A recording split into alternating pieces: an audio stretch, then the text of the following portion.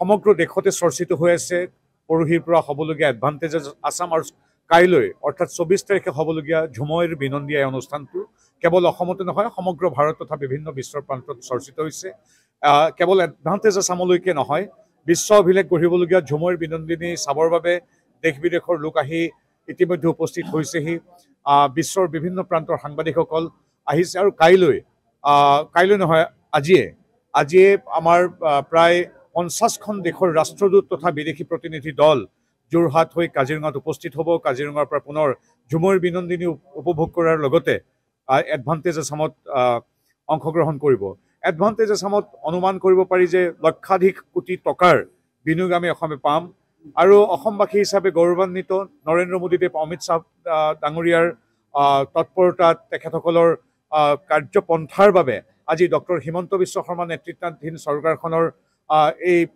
সমৰ্পিত মনোভাৱৰ বাবে আজিৰ তাৰিখত বিনিয়োগ আগবাঢ়ি আহিছে অসমলৈ পূৰ্বতে সকলোৱে জানে অসমখন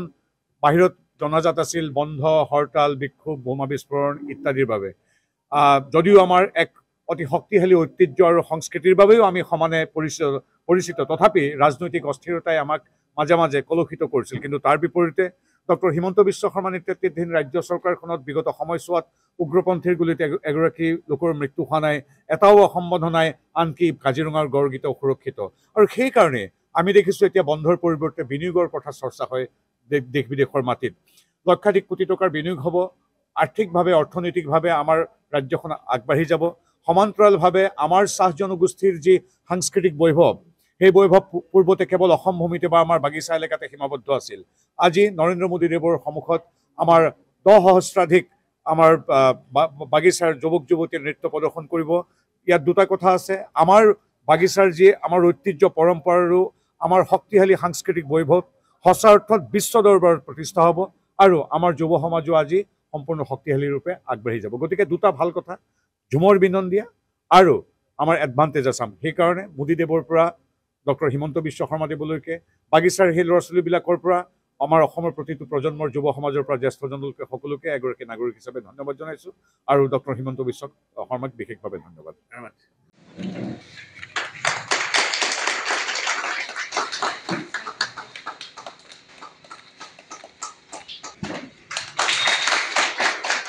আমাৰ মাজত উপস্থিত আছে